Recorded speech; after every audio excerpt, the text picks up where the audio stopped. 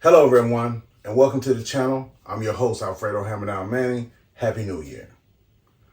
Well, what I want to start to talk about this year is what actually goes on with the transaction between the contractor, the carrier, the broker, and the broker, how they get the load from the shipper. See, a lot of drivers that come into contracting, they don't understand the national driving average and how it works. Okay, so in different regions and different lanes, the average either higher or lower depending on the supply and demand in that region. So brokers actually get shipments from the shipper, also known as a consignor. Okay, so when a broker gets a shipment from the consignor, they then find carriers that on the spot market to actually carry the load, the shipment to point A to point B. So let's say, for instance, a broker gets a shipment from a shipper which pays $2.65 a mile. That's a $1,590 for 600 miles. Well, when the broker gets a shipment, the broker then puts that shipment on the spot market and gets carriers to bid for the load. Now, if a carrier actually bids for the load, let's say $2.38 and takes that load, the broker actually makes 10% on that load, which is $159. Now, depending on what lane this load is in, the carrier and the contractors can then use supply and demand to try to evaluate what should they bid or negotiate for that load. Say, for instance, right now, if you was in Indiana where there's more loads than there is trucks, then the carrier and the contractor will be more up here because they have the supply and demand is more in their favor. But when you're somewhere like, say, for instance, in the South, you would be down here or lower because there's more trucks in the South right now than there are loads. So it's to the broker's favor, which you got to understand how that works.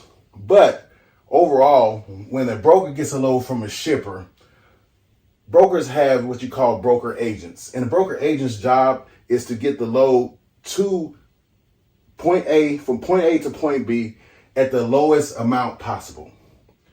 So with that being said, if a carrier takes the same load, which pays from the shipper $2.65 per mile, and only bids $1.91 per mile, which is $1,150, the broker would actually profit 27.6%, which is $440.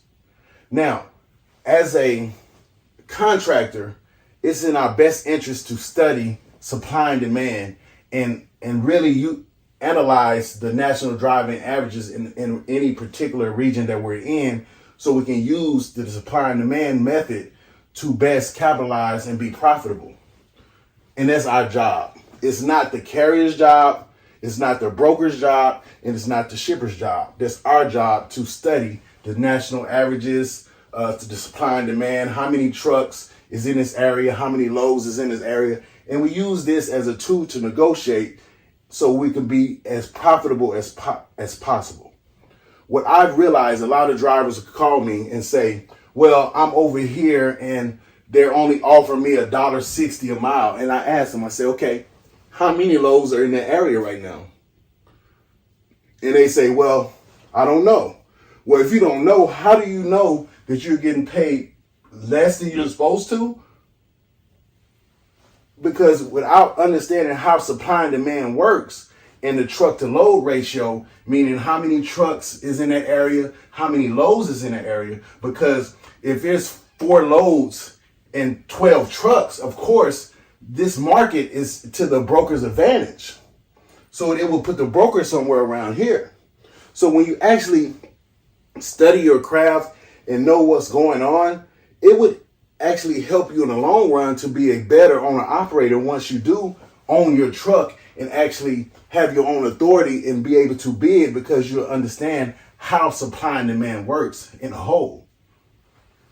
So I hope this information helped in some way. Until next time, keep on trucking.